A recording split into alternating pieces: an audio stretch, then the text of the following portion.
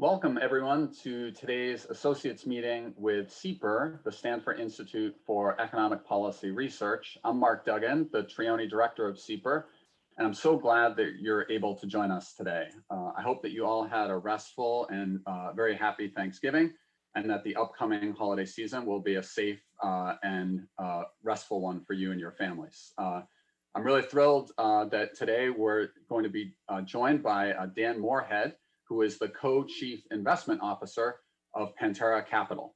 My Stanford colleague, Dan Boneh, will moderate a conversation after his talk. He'll also introduce our speaker more fully in just a minute, but Dan Morehead is really in an excellent position to be talking to us today about monetary policy and blockchain technology. Pantera has been focused on digital currencies like Bitcoin for several years, and Dan's insight is invaluable to those of us who want to better understand the cryptocurrency system, especially as it's attracting more and more investors. Just yesterday, Bitcoin traded at an all-time high of well over $19,000, and trading volume for Bitcoin has almost tripled to about $50 billion a day from $18 billion a day back just in September. And Dan Boneh is the perfect person to lead this conversation today. Dan is a computer science professor at Stanford, where he leads the Applied Cryptography Group and co-directs the Computer Security Lab. Dan's research focuses on applications of cryptography to computer security, and he has more than 150 publications in the field. He's been at the forefront of thinking about digital security for years, and he certainly understands the need for constant vigilance to ensure that the networks and databases transferring and storing our information and currencies are as secure as possible. If you have questions for either Dan, please submit them through the link on your screens, and we'll try to get through as many of them as we can. And thank you so much again to all of you for joining us today. And just a quick heads up that we have one more SIEPR Associates meeting before our winter break on December 10th, next week. Josh Bolton from the Business Roundtable will be talking with us about policy priorities in our new political environment. And I sincerely hope that you'll be able to tune in for that too. So, and with that, I'm delighted to turn things over to my Stanford colleague, Dan Boneh, who will introduce Dan Morehead. Thanks to both of you in advance. Awesome, thank you, Mark. So let's get started. So first of all, thank you all for joining us.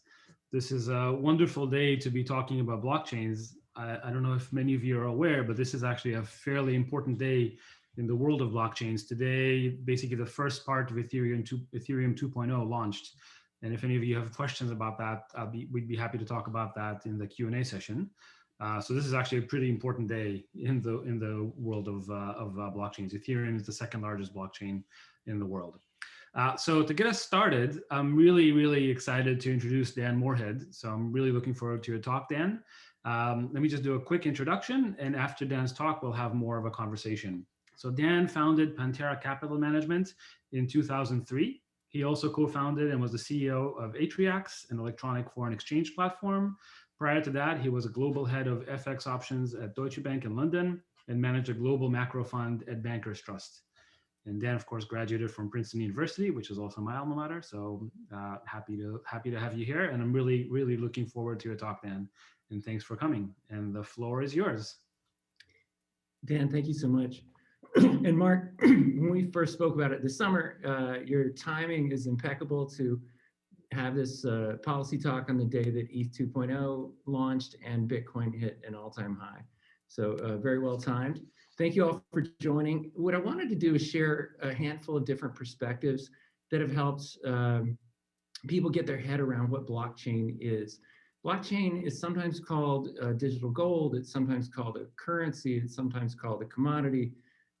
It really is so many different things, and that's why it's hard to really define it and get one's head around it. And so the first handful of slides are a bit about ways one can think of what blockchain is, and then a bit about the policy implications today. The first thing is to think about money. In the developed worlds, not many of us think about it much, but 6 billion people live in countries that have to think about money all the time. Money has had many different forms over the millennia. Most recently, it was in rare things like gold or silver, and governments printed essentially depository receipts that were exchangeable for those. Governments then figured out it's more fun to print unlimited amounts of pieces of paper. Since 2/3 of the Earth's surface is covered by trees, there's no limit to the amount of money that can be printed. And then in 2009, Bitcoin came out. It's kind of I would say, the next evolution in money. It's better than the current fiat currency type of money. And then in 2016, smart contract token applications built on top of Ethereum came out. And they're essentially like digital companies. They're really the next evolution of how enterprises will be formed in the future. Essentially cooperatively owned, very low friction projects. So one of the ways to think about Bitcoin and other blockchains is essentially the final piece of the protocol puzzle that is the internet. If you think about it, all these other protocols that have been around since TCP/IP in the 70s allow us to move all kinds of information, but we were missing a cache system. And even in the 90s, Milton Friedman said that was the only thing missing from the internet. And that's one way to think about what Bitcoin and other blockchains are, is it's a way to move money around without paying a so-called trusted intermediary. The analog would be that would be to what VoIP did to the telephone monopolists. Essentially, that's what blockchain is going to do to the oligopolists that control the payment rails today. And if you think about it, back in the telephone industry, AT&T once had 16% of the entire market cap of the United States because they controlled all access into and out of the US. And we now have only a handful of banks that control all of the correspondent banking, really kind of 2.5 credit card companies, and really one major remittance company that control all these flows. And those flows are very expensive. Migrants spend an entire month working for their remittance company. The average remittance fee is 9%. So there's enormous room for improvement in the finance industry. Another way to think about it is the internet basically changed everything in our lives except finance. We still pay 300 basis points to do an electronic payment via credit card companies. It's still very slow to move money around the world. If you think about it, if you want to send some money to a friend in London, it's literally faster to go to the Stanford Shopping Center, buy a suitcase, go to the bank, load it up with paper money, and fly to London than it is to send it. It takes 3 days on a wire. And so we'll get to that in stablecoins soon, of why they've become so popular. So the blockchain industry is very exciting. There's a lot of developments, like Dan mentioned. Ethereum is the second most valuable blockchain. Here's kind of a stack. There's thousands of these out there, but these are kind of 3 layers that one can think about. Bitcoin is the first successful cryptocurrency, and it's important to say there were decades of attempts to make a cryptocurrency that worked. Bitcoin's the first one that got all the pieces together and was successful. It's very good at storing wealth, and it's very good at moving money across borders. Some of the detractors say it's just digital gold. That's all it does. I think that's an incredibly important use case. Ethereum allows for essentially programmable money. It's allowing code to set up what is going to happen with a transaction. Smart contracts are essentially codifying an agreement the 2 parties make. The simplest example of that would be blockchain-based gambling. If you had a blockchain-based roulette game, if the random number generator stopped on 00, you pay one party, and if it doesn't, you pay the other party. And that is a simple smart contract. You can go much more complicated. Bitcoin and Ethereum have the drawback of only being able to do about 10 transactions per second. Visa does 15,000 transactions per second over Christmas. So we need to scale these blockchains. There are a handful of different approaches within those blockchains to scale, like Ethereum 2.0 that went live. But then there are new blockchains like Polkadot that can do orders of magnitude more than Bitcoin. The important applications that are coming are now called Web 3.0. It's essentially taking these centralized applications like Airbnb and Uber, which are obviously great ideas. They're creating a huge amount of value for millions of consumers around the world, but are taking a huge rent off those industries, typically charging 20 or 30% of the total revenue of a transaction. And you can do a decentralized version of them, which has very, very low friction, typically less than 1%, whatever it costs to actually run the computer network. And so those things are not yet, so widely in use, but I can imagine in the next 5 or 10 years, decentralized versions of all the centralized businesses that you're used to taking off. We've been investing in decentralized applications for many years, and it's now essentially come into vogue.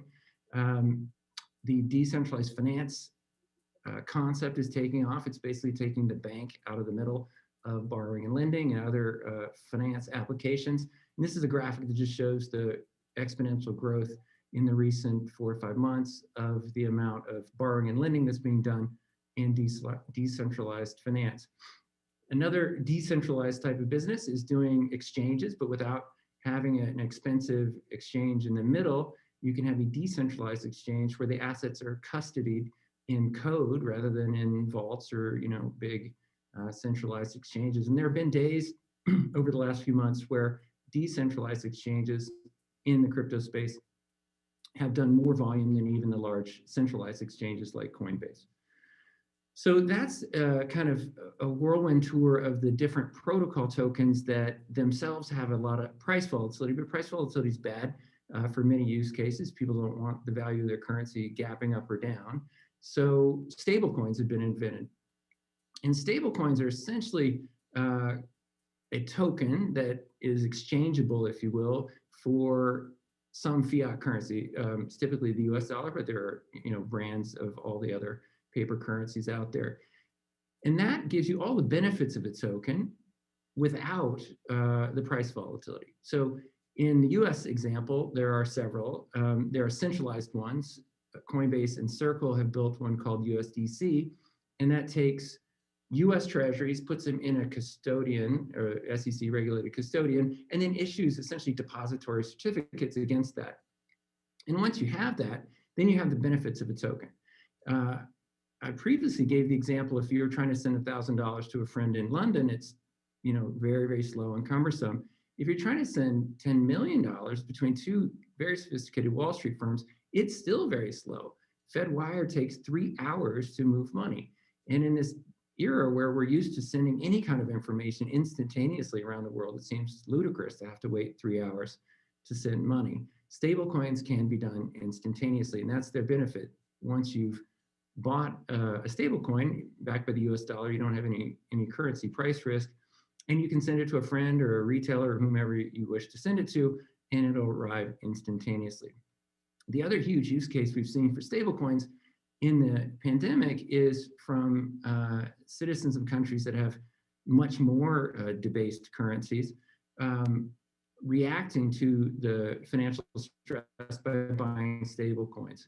For example, there's an exchange in Mexico called Bitso, where one of the biggest use cases for stablecoins are Mexican citizens buying US dollar stablecoins, essentially as a way to protect their savings in a time where historically, when bad things happen in the world, their currency depreciates against other currencies.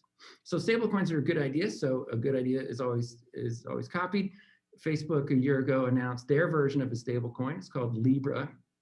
They are going to bring in 100 other partners, so it's not exclusively a Facebook product, but it's a good example of how blockchain is really hitting, the mainstream, bringing 2.4 billion people into the cryptocurrency industry. Facebook's Libra project would be backed by U.S. governments or euro or yen denominated notes, and again, it would have the borderlessness feature of tokens. You could send it to anybody anywhere on Earth. It does it instantaneously, and so that's great for all kinds of commerce. It's not surprising that 2 days after the announcement from Facebook, the Chinese central bank announced their digital currency. Sigal Mandelker did an excellent SIEPR presentation a few weeks ago on policy implications in China. This is a more generalized slide that we have a huge need for central bank digital currencies, which have the benefits of tokens, the instantaneous transfer and borderlessness features, but don't have the volatility that Bitcoin or Ethereum or Ripple's XRP has. Very important point that Dan Boneh had mentioned recently is to stress that brings financial inclusion to a billion people. It's often talked about that there are billions of unbanked people in the world. A billion of those people have a smartphone, and that's literally the only requirement to participate in this world of cryptocurrencies. So it even makes me think that the word unbanked is a bit of an anachronism. It's like calling them unlandlined. Those people did not get a landline. They went straight to a mobile phone, and they're going to go straight to some form of mobile money, and it's going to be backed by some kind of crypto. Okay, so the macro policy implications that are happening right now are obviously unprecedented. Oxford's English Dictionary's word of the year was unprecedented, since it's been used so many times this year. Everything is essentially off the charts, what's happening, and they're all very important for money.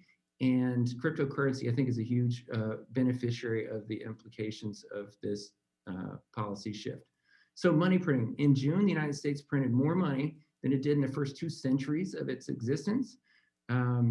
That has to have an impact on things that are priced in that paper money or cannot be quantitatively eased. And our main theme is that the unlimited printing of money is going to push up the price of things whose quantity is not easable.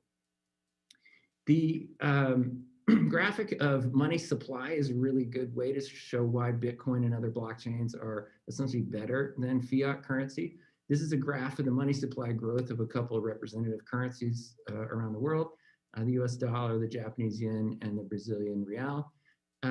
You can see they've been increasing the supply of them for centuries, and the value has been going down, which we'll get to a bit later. And the little gold line at the top is the money supply of Bitcoin. Bitcoin has a fixed money supply formula. Every 10 minutes, 6.25 Bitcoin are issued, and there's no Greenspan put if the stock market goes down or anything bad happens. It's always exactly that amount, and every 4 years that number is cut in half so that there will only ever be 21 million Bitcoins.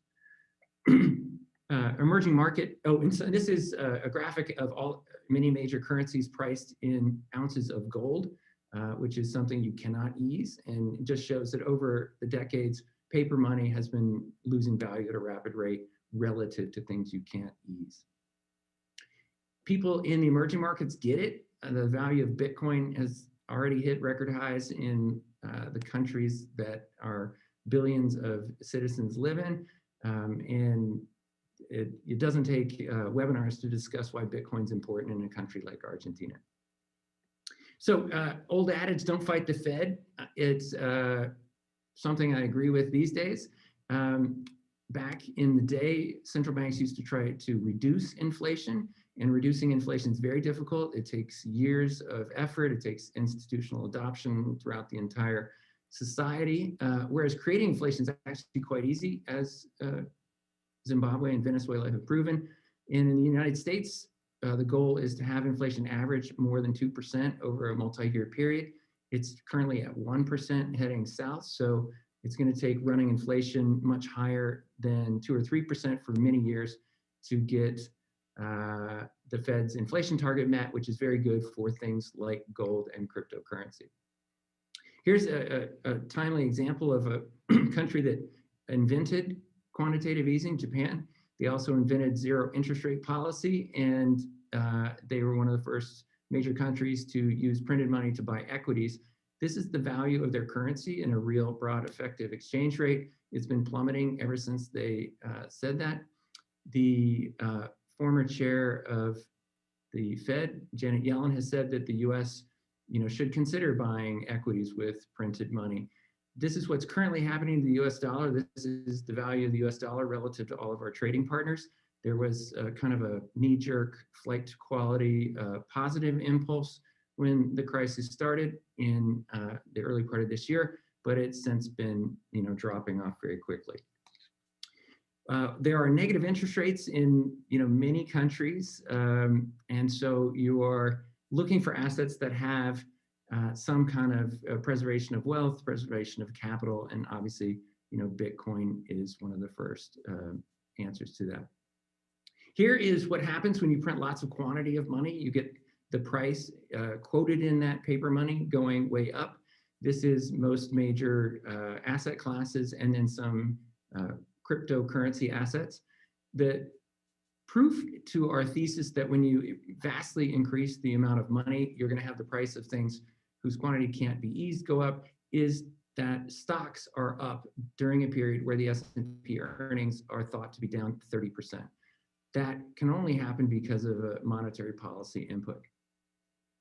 Here is just a quick thought on the policy implications of the election. I guess we won't know until January 5th what the final outcome of the US election is, but if it is a divided government with the Democratic White House and Republican Senate, I think that would very likely increase the pressure on the Federal Reserve to increase its balance sheet.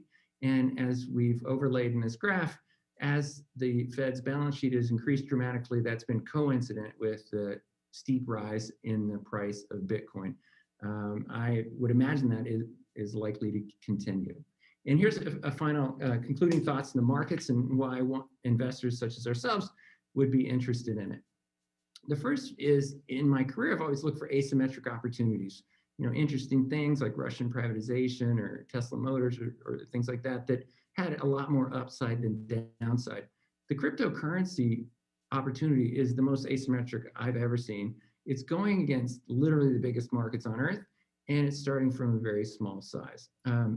Here we have a few of the businesses that cryptocurrency can disrupt, like digital payments. Obviously, gold's been great for 5,000 years, but Bitcoin's a bit better. Currencies is a $100 trillion market, and even thinking more broadly, the whole real money investment in stocks and bonds is 200 trillion. So there's a huge amount of opportunity here. The reason it's compelling for a portfolio is it's not correlated to anything else, and that's no longer true of any other asset class. When I started out as a bond trader, I just traded bonds. I had no idea what was going on in the commodity market. I didn't know what was going on in equities. But portfolio theory has been so successful, essentially all institutional investors have the same portfolio. Everyone's invested in the same things. So when you have an exogenous shock like the SARS-2 virus popping up, everything goes down when it's not really obvious why gold and bonds and equities all should be correlated. But the reason they are correlated is everyone owns them, and when everyone wants to reduce risk, they all go down together. So if you find an asset that has a 209% 9-year compound annual growth rate and it has zero correlation to anything else in your portfolio, it's something one should consider putting in their portfolio. Public corporations are now doing that. That's kind of the big news of the last couple of years. Companies like Square are putting on their corporate balance sheet. MicroStrategy has over $1 billion on its balance sheet. And this is prompting a surge in the price of Bitcoin because, as I said, the money supply formula is fixed. Square's Cash App has been around for 30 months, and it's now purchasing 40% of all of the Bitcoin that are produced. So that's obviously a very big impact on the supply demand curves. And then PayPal has now just allowed their 300 million customers to access Bitcoin very easily, and Ethereum and a couple of other cryptocurrencies. And while they don't produce their results in any kind of real-time way, you can estimate it or imply it from an exchange that they are using. They are driving their volume through an exchange called itBit, and their volume was relatively low and steady, that white line there, until PayPal went live. And when PayPal went live, it started increasing at a very rapid rate. Within the first 4 weeks of PayPal allowing their 300 million customers to buy Bitcoin very easily, PayPal itself is already consuming 70% of all the newly issued Bitcoin. So just those two companies, Square and PayPal, are now consuming more than 100% of all of the issued Bitcoin. So in order to free up some of that, supply and demand, you're going to have higher prices. And here is a graph of the price of Bitcoin. It's such a disruptive technology, you have to graph it in a log basis. And this is it showing that over the last 10 years, it's had some incredible bull markets, and it's had 4 or 5 down 80 to 93% bear markets. So it's obviously very speculative stuff, and only should be invested with a very small percentage of your portfolio or money that you can afford to lose if that were to happen. but the kind of the fascinating thing is, even though they've had all these down 80, 90% bear markets, there's only been 1 year where the low's been lower than the prior low. So that's really the story of Bitcoin as an investment vehicle. It's wildly speculative, has enormous volatility, but most of that volatility is to the upside and driving the markets higher over a very long period of time. And the last slide is just to put that into context. Although, as Mark said, Bitcoin hit an all-time high yesterday, it's still 50% below its long-term regression trend. And so it puts it in a bit of perspective that although we've just now, broken out where it was 3 years ago, if the market had continued on its long-term log regression, it would be double the price it is today. And with that, happy to switch into the questions. Awesome. Thank you so much, Dan. That was very informative. Thanks for sharing all that data. So yeah, I have a million questions I want to ask you, and so this should be a fun conversation. Maybe I could just say that I just so people know what my where I come from. I am in love with the technology behind blockchains. I'm in computer science, and I'm very much kind of focused my research on blockchain technology, what makes it work, and so on. And so one thing I would maybe just like to add beyond the financial view that Dan shared with us is the fact that, like, if you're in a developing economy or maybe an unstable economy, one of the features of cryptocurrencies is that your assets are basically tied to a cryptographic key.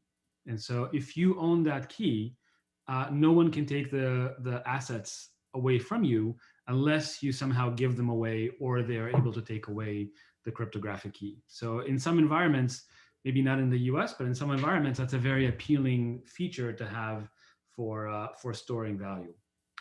So I just wanted to add that. And then with that, then the first thing I want to do is, even though, as you know, I'm very positive about the technology, I wanted to kind of play devil's advocate.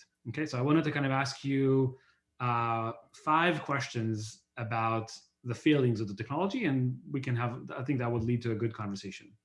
So can I just ask Dan, sorry to interrupt, can I just ask Dan M to unshare the screen so we can see you guys?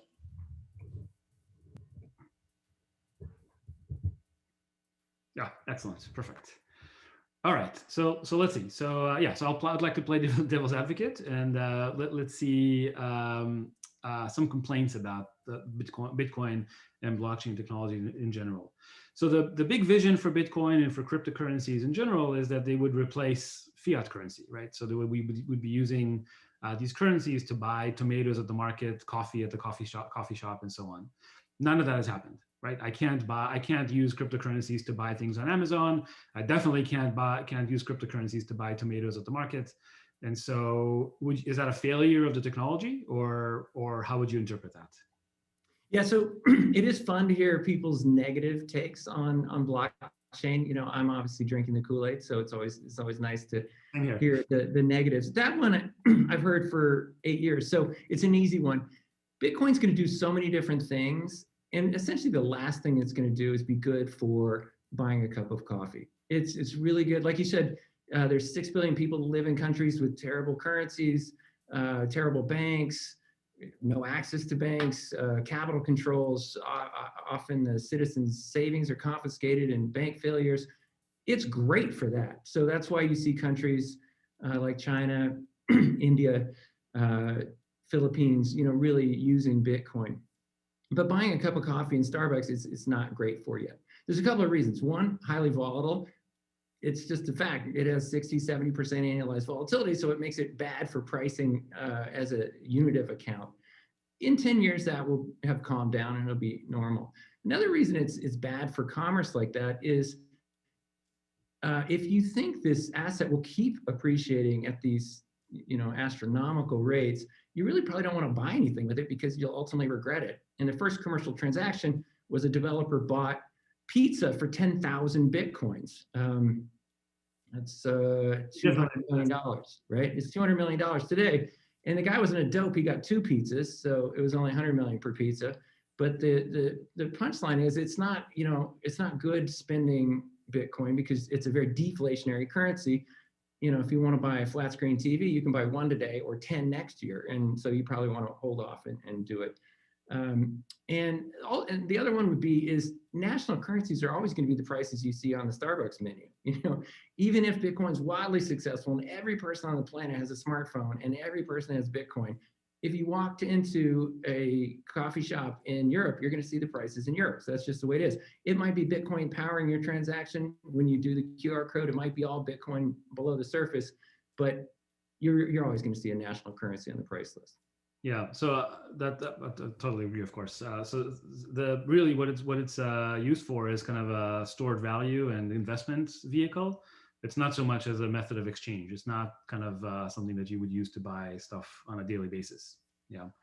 By the way, I guess we'll get to this a little bit later, but there's also taxation issues. Every cryptocurrency transaction is going to be taxed at a certain rate. So if you use it to actually buy coffee at the store, you're going to have to figure out the taxes that are owed by that transaction, just from the fact that you sold a cryptocurrency. Great. So that was number one, right? So that's like something that a lot of people bring up, and the point is that's kind of missing the point of cryptocurrencies. Yeah, we're not going to be using them for buying commodities, at least not in the short term. The other point that people always bring up is Bitcoin has no value, right? It has no intrinsic value. It's just bits on the computer. So why are we attributing so much value to it? So how would you respond to that? Yeah, well, two perspectives. One is it's utility. It's useful. There's 100 million people that think it's useful for something. Like you said, a lot of people in the developing world think it's safer than their banks. You talked about the fact that it's all protected by a cryptographic key. The way I think about it is if you live in a developing country where your banks are really not that trustworthy, you can have your entire net worth as a password in your head. That has, enormous value. So there's 100 million people are using it, and that's given it a value that it has today. And the line that there's no intrinsic value to it is easy to put off. The intrinsic value of a Jackson Pollock is $40. There's some canvas and some house paint. But Jackson Pollock has a 70-year history of being a good store of wealth. It appreciates. There's a fixed quantity of them. And Bitcoin only has a 12-year track record, so it's not as good as Jackson Pollock. But if we had this conversation again in a decade, some central banks will have it on their balance sheet. It'll have a 22-year track record. And that's the perspective I would have, that if people want to imbue, for some reason people pick number 79 on the periodic table to be where people store wealth. I think 30 years from now, every central bank will have Bitcoin and not every central bank will have gold. Mm-hmm. Yep. Maybe I would add to that also that fiat currencies have no intrinsic value either. They could always be devalued. And so there's nothing new in this idea that a currency doesn't have to be bound to an actual physical asset to have value. Let's see. So those are two complaints that we often hear. A third complaint is that we say that these cryptocurrencies are a stored value mechanism, but then they fluctuate so wildly that how can we use them as a stored value, right? So how do we respond to the fluctuation complaints? Yes, I think actually you have to address that a lot of that in your slides. So actually, let's move on. There's lots of other topics to discuss. So I think you already addressed that. Let's see. So then I'm just going through my list of 5 or 6 complaints. Another complaint that comes up often is that all this stuff is, maybe very cool technology, but at the end of the day, it's all used for fraud, right? So what's the answer there? Yeah, that one's a really good old one because that sells newspapers that, once in a while something weird happens and, it's really nice to be super negative about that. The simple fact is Bitcoin has a permanent paper trail of every transaction that's ever happened, and that's published every 10 minutes. And that is a really, really bad feature for committing crimes. There have been some criminals like the Silk Road guy who've used Bitcoin.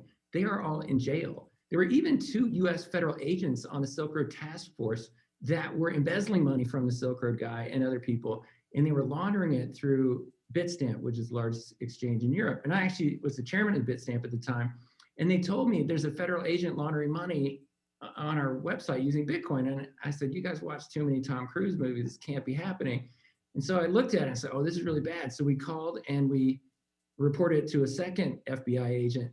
And that guy quit that day. And I was like, oh, this is really not good. So we called the third one. And ultimately, the first two had gone rogue and were embezzling $1 million and were laundering it through 5 banks and 1 big mutual fund complex in the United States, none of whom reported it to the authorities as they should.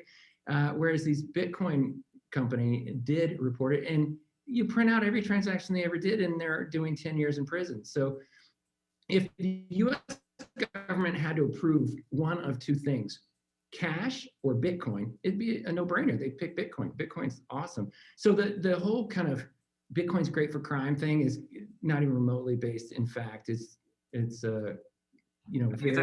Yeah, that's a great answer. I think it's also good to point out that somehow people have this feeling that Bitcoin transactions are anonymous, and everybody finds this the hard way, that everybody learns the hard way that in fact they're quite the opposite. They're very unanonymous. And in fact, there are companies out there like Chainalysis and Elliptic that their whole business model is basically to unmask Bitcoin transactions. And the fact that that's possible is basically a reason why, it should actually not be used for those kind of applications. So actually, this is great. So we're going to talk about the privacy aspect of blockchains in just a minute, but let me just finish the list of complaints. So we've gone through a whole bunch of complaints about this, and great answers to all of them.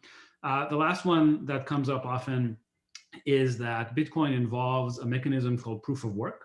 Maybe I could back up just one second. So the way blockchains work is they're basically a way it's a write-only ledger. So once information is written to the blockchain, it can never be removed. And when you ask yourself, how do you implement this in a computer system? How do you make sure data cannot be removed from a computer system? The answer is you do that by replicating the information. Yeah, and so you have to replicate it across thousands of machines.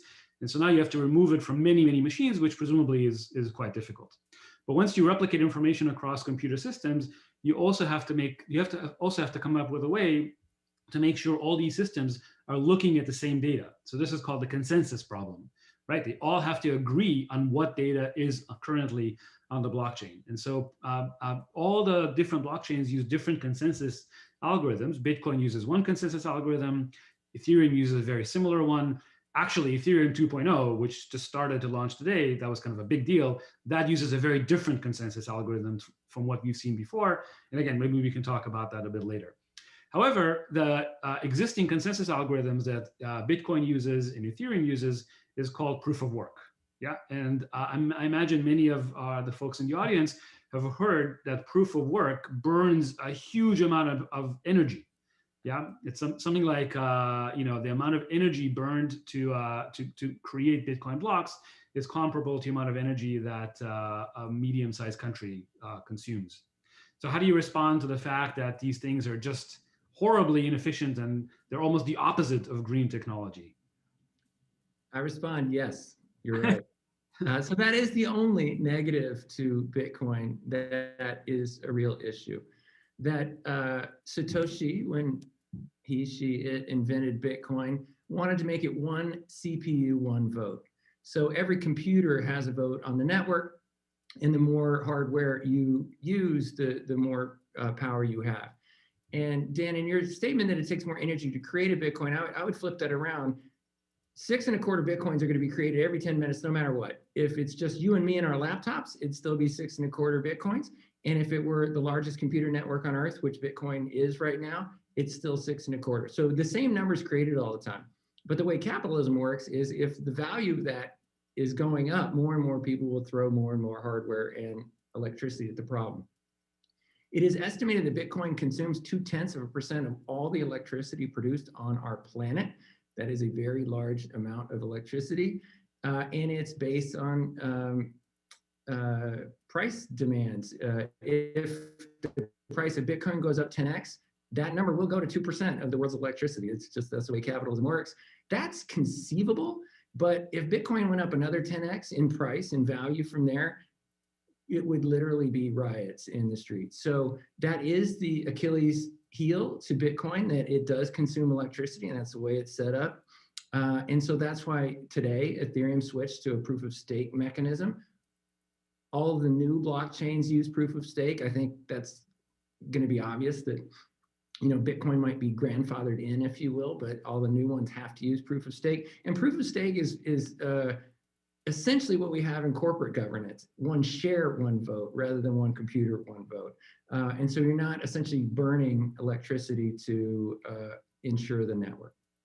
Yeah, so that's great. Yeah, I think that's exactly the right thing to say. In that, it's good to remember that Bitcoin is like the first generation blockchain. We've had, it came out in 2009. We've had 11 years to learn how to build better blockchains, and there are new designs being proposed. Like you say, proof of stake is now taking hold. That's actually one of the benefits of Ethereum 2.0, and proof of stake actually doesn't burn that much energy. By the way, there are other approaches. There's something called proof of space, where you prove storage rather than compute. So one disk, one vote. And proof of space also is much more efficient energy-wise. So there are also blockchains following that approach. So I think it's good to remember, when people complain about the amount of energy that Bitcoin consumes, it's good to remember that that was only the first generation blockchain, and there have been other developments since the beginning that presumably are more green. Yeah, so that's great. That's kind of goes through, I think, the standard list of complaints. So I hope we kind of addressed all the concerns that people have. So now let's talk about kind of more applications. Yep. So one of the issues that comes up often is privacy. Yeah. So the Bitcoin blockchain, and in fact, all the cryptocurrency blockchains, the whole point of them is that these are public blockchains. Everyone can look at all the data on the blockchain, and there's a lot of power that comes from that. The fact that you can look at the blockchain means that you can verify that everything on it was done correctly. Yeah. So the information is public. But the fact that all the information is public means that, at least in the world of blockchain, it means all your transactions are public.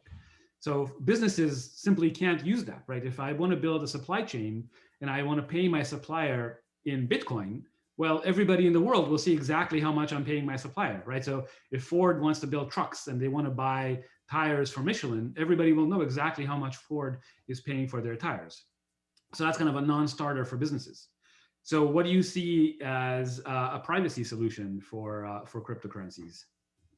Yeah, it is a good point, because as I mentioned, with the permanent paper trail of every transaction that's ever happened, you can reverse engineer most transactions and figure out who the beneficial owner of both ends of it are. So there are cryptocurrencies like Zcash that have essentially variable privacy. You can have it be just as public as Bitcoin, or you can have it dial all the way down so that no one can see the sender, the receiver, or the amount.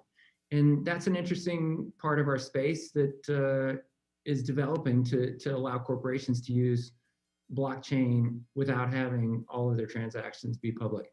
There's obviously huge use cases for that. Yeah, actually, right, exactly. I mean, so again, it's important to remember Bitcoin was like the first generation blockchain. So at that point, privacy was not their biggest concern. It has become quite a concern since then. And there are new technologies. I think you mentioned Zcash. There are many, many, many other systems that do allow you to do private transactions. We call this private transactions on a public blockchain. Yeah, and I have to advertise that the cryptographic technology that makes this possible, private transactions on a public blockchain, the cryptographic technology that makes this possible is beautiful. Yeah, goes by the name of zero knowledge proofs and SNARKs. These are names for fairly complicated mathematical tools that make this possible, but it's really, really quite pretty. And so if somebody in the audience is kind of more mathematically inclined, if you just search around for SNARKs for blockchains, you'll spend the next couple of weeks just immersed in really beautiful algebra that explains how all this works. So this is all coming. It's already deployed in Zcash, like you mentioned, Dan, and there's a lot more of it that's coming. Great. So that's kind of about privacy. Now I want to kind of backtrack a little bit to part of your talk where you mentioned decentralized finance. So the world of DeFi. Decentralized finance has kind of turned out to be so far kind of the killer app for this technology, right? There's so much excitement in the world of DeFi, so many new applications coming up. There's a lot of investment in it. I think you mentioned MakerDAO. That's an example of a DeFi project. What would you say, in your mind, what would you say are the most exciting DeFi projects to you and then maybe we can kind of discuss a little bit about why they're so exciting and what they're actually doing. Sure. I think Polkadot is one of the most exciting projects because it's taking the early benefits of Ethereum and then making it much more scalable and interoperable. So that's a project that we're very excited about. There are DeFi projects like Akala, which is a decentralized finance hub and stablecoin platform that allow more commerce. And decentralized exchanges like 0x are a good example. And then you have all kinds of borrowing and lending, which is, to my mind, the simplest part of DeFi. The way the markets currently work is, banks lend to consumers in the credit card space at 16% per year, and then they give their depositors 0. And there's just a huge amount of space in between there. And that's essentially what DeFi is it's connecting borrowers and lenders with a very low frictional cost. Yeah, right. So maybe I can mention a few projects that I'm kind of excited about, and then see how you react. So one of the very active projects is an exchange, actually an exchange that runs what's called a decentralized exchange that runs on the Ethereum blockchain. It's called Uniswap. Yep. Again, if folks in the audience want to look into it, Uniswap is based on a very pretty mathematical formula. It's called the constant product formula. Again, if you're mathematically inclined, just Google constant product formula for Uniswap, and again, you'll see beautiful mathematics that supports how Uniswap works. So it's actually quite pretty. So that's an exchange. So do you see? I mean, there are many decentralized exchanges. I just brought up one, but do you see that? Maybe you could explain it a little bit what an exchange is in the world of blockchains. What is it for? How does it work? Just like a real world exchange, like the New York Stock Exchange, which has been around for 130 years.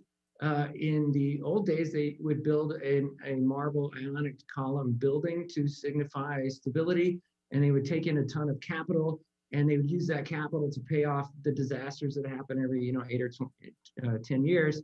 And that works, but it's very inefficient. And so a decentralized exchange is matching buyers and sellers and using code to escrow the assets in between.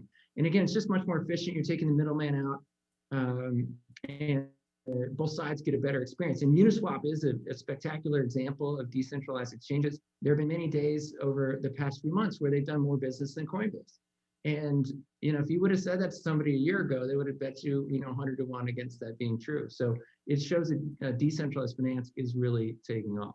Yeah, and the guarantee, and by the way, anyone can look at the code for Uniswap. So there's no, there are no backroom decisions being made. Everyone can look at the code. It's all open source. Everybody can see exactly how the exchange works, and that allows you to gain trust in that it does what it's supposed to do. And that's exactly where what we call it is universal verifiability property, that everyone can see that the chain is actually behaving correctly and the exchange does exactly what it's supposed to do. Another area, I guess we're running a little bit short on time, but I think it is important to discuss this. Another example of a DeFi project is a lending project. Yeah, so one of the more successful ones is called Compound, and that is a lending system on the blockchain. Do you want to talk a little bit about how lending works on the blockchain, and what does actually lending work? What does actually lending mean in the world of blockchains? Yeah, it's just like in the real world where some people need to borrow capital for uses. Often it's to speculate in cryptocurrencies in these early days, but in the future it will be to buy an apartment or do home improvements or whatever. And there are people that want yield on their assets. Originally, cryptocurrencies had 0 yield. They just kind of sat around like gold typically does. But when protocols like Compound realized you could match people with excess capital with people who have requirements for capital, you can now earn yields, often 6, 8, 10%, which in the days of 0 yield seems like a huge bonanza for lenders. And originally, most of the lending was fully collateralized with cryptocurrencies because they're easy to put into codified escrow formulas. But you're going to see all kinds of lending, uncollateralized lending, and all of that happening. And again, it's just more efficient than the way the banking system is run, where they take big spreads and then the taxpayers bail it out every 10 or 20 years. Right, exactly. So like today, if you have Bitcoin and you want to earn interest on your Bitcoin, you can go to Compound, deposit your Bitcoin at Compound, And then people who want to borrow your Bitcoin will deposit, say, DAO or DAI or Ether, and will pay an interest, so you can actually get some interest on the collateral that you have. What actually one thing that's actually worth pointing out is that these are all collateralized loans, right? So you have an asset that you want to loan out, and if somebody else wants to borrow it, they have to put up an equal asset, equal value asset. Non-collateral loans are actually quite difficult to do on the blockchain because there's no legal system to enforce that people have to pay back, right? This is a global currency. It's not even clear what jurisdiction it lives in. And so this is actually a big open problem in the area. How do we do non-collateralized loans in a way that's secure and safe? Whoever figures that out will do quite well in this space. I have to say, I have a million other questions that I wanted to ask you, but I see that we're at 12:50, and at 12:50, I think we said we want to open this up to audience questions. So, yeah, that would be great, Dan. Yeah, why don't we do that? That's possible. Yeah, let's do that. Floor is yours. Great. Thanks to both Dans for just such a fascinating discussion. I learned a ton, and I'm sure a lot of our attendees did too. And we have lots of great questions from them. So I'm going to try to just get in a few of them. But super grateful to you both for making time for today. So question for Dan Morehead. So Jamie Dimon was at SIEPR pretty recently. And his view when he was asked was that governments would intercede when Bitcoin got large enough to threaten sovereignty. Why wouldn't that happen? Question for you. Yeah, so I believe he first was negative about Bitcoin on Stanford's campus in 2014. So it's been a long-standing topic of his. Okay, great. Which is positive because he's obviously a visionary and he realizes Bitcoin's important and needs to be talked about. Governments, there's this kind of instinct that they have to control it or kill it. It's really the opposite. It'd be if governments were operating on Bitcoin, say Brazil, where a huge fraction of the economy is in the gray market. If Brazil were operating on Bitcoin, it'd be much wealthier because they could do full fiscal tax collection. It would be fantastic. So blockchain is great for governments in almost every respect, criminal prosecutions, tax collection, all those things. So I have no reason to believe that any government, and particularly the US government, would want to control it. And I do think the important point is once China announced they're building their own cryptocurrency, it's like Haldeman's, the toothpaste is going to be really hard to get back in the tube. Once the Chinese build a cryptocurrency, as much as anyone else wants to say they don't like cryptocurrency and they wish it never happened or whatever, it did happen, it's there. And so the US and other governments just kind of have to have a policy and move forward. Yeah, and actually the fact that so many central banks are now looking into building a central bank digital currency is actually proof that they would, if there's a tsunami coming, they would rather ride the tsunami than get hit by it. And so that's great. Okay. Yeah. Thanks to you both for that. It's terrific. And then another great question. I understand the arguments for digital currency, but why should I trust any particular currency or any particular exchange? Mark, I'm going to be right back. I'm going to let Dan answer. I'll be right back. Yeah, great. Well, like Dan said about Uniswap, Bitcoin is open source code. Anyone could audit it and prove that there are no, bad effects or there's no, secret trapdoors that governments can manipulate or whatever. So that's very easy to trust. Something that's totally open and decentralized. No one controls it. No one can censor it.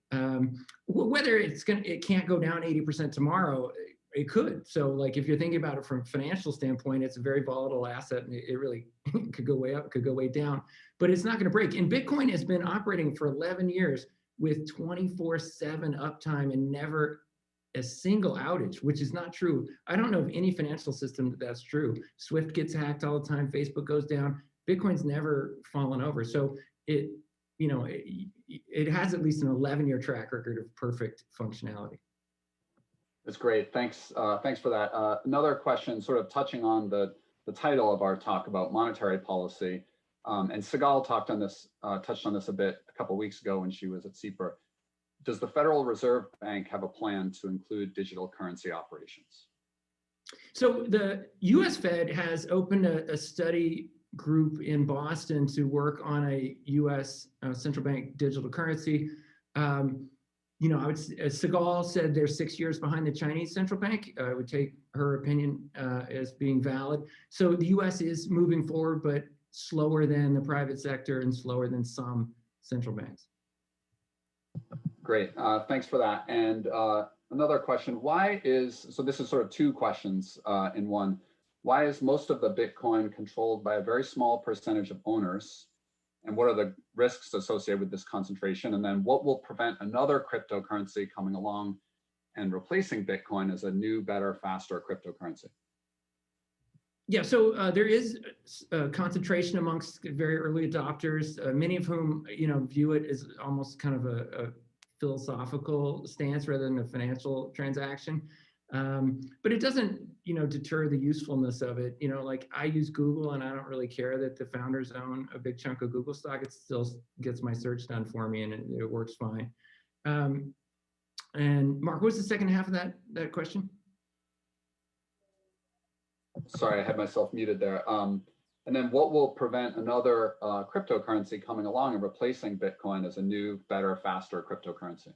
No, it's another very common, you know, kind of negative take. And I did an interview with Andrew Ross Sorkin where he said, hey, his wife and I, he were walking down the street in New York and some guy was pitching a cryptocurrency. So they decided to make their own since it's so easy to make a new cryptocurrency. And so therefore Bitcoin can't have any value because there's 2,000 copies of Bitcoin out there. And my answer to him was, I got a better idea, photo sharing. If you can get 2.5 billion people to share photos on your website, it's gonna be worth a lot of money. And that's basically the deal is if you can get more than 100 million people using your new cryptocurrency, it is gonna be better than Bitcoin. But it's hard to get 100 million people to switch from one thing to another. And Bitcoin's already got 100 million people storing 400 billion of value. It's really, really hard to compete with that. And like Dan said, there are lots of other use cases that are really interesting applications, but the digital gold version of crypto, I think, is already done. Great. I'm going to try to get in two more questions. I know we're running short on time, but another question. Maybe I'm missing the big picture. Bitcoin value is determined by supply and demand, like a stock. The value of currency is not based on supply and demand. How would a cryptocurrency like Bitcoin replace fiat, cash, and currency? Yes. So Bitcoin could ultimately displace a lot of different things. Credit card companies, remittance companies that are equity-owned companies, and then it could replace, you know, the Venezuelan bolivar, which is a bilateral exchange rate, right? So it's gonna displace a lot of different things, some of which have cash flows that one can discount and come up with a price, and some are like bilateral exchange rates, like the US dollar or the euro, you know, which are purely supply and demand. And I know it's not a satisfying answer for people who would like, you know, 8 significant digits and an estimate of value of what Bitcoin is worth. To me, it's just counting how many digits are in the answer is the hard thing. You know, you can't specify any of them. Great. Another question. Where do technologies like WeChat or Alipay fit into the rapid payment transfer universe? Yeah, so Segal did a great talk on those in particular a couple of weeks ago. And one stat she used that I thought was fantastic is she said there's 1.3 billion people that use Alipay, which is kind of cool. We hear numbers like that all the time. And she said only 900 million of them live in China, which is wild that they have more people outside of China using Alipay than PayPal has after, you know, 15 years of growth all around the world. So those are obviously massive systems and they are moving electronic payments very quickly. And that's why the Central Bank of China is moving to have a blockchain-based payment system because it's much more efficient than, you know, sending money around by FedWire and all like SWIFT, which is a messaging service, which is incredibly antiquated. Read the acronym for what SWIFT actually stands for, and you'll realize how 1960s it is. So doing a blockchain-based solution is definitely coming. Great, and we have so many great questions, but I'm sorry I'm not to those who submitted. I'm not getting to all of them, but just let me ask one more. And then maybe both Dans can just briefly wrap up. Do you see the adoption of stable coins such as US dollar coin, Circle, and Tether as representative of an inflection point for institutional investment in society's overall adoption of blockchain and Web3 technologies? I do. You know, I think the explosion in stablecoins literally since the pandemic started is a great example of how digital native currencies like tokens are better than pieces of paper that people think might have viruses attached to them, or pieces of metal that might have viruses on them. You have to go to a physical location that might be closed because of health orders and stuff like that.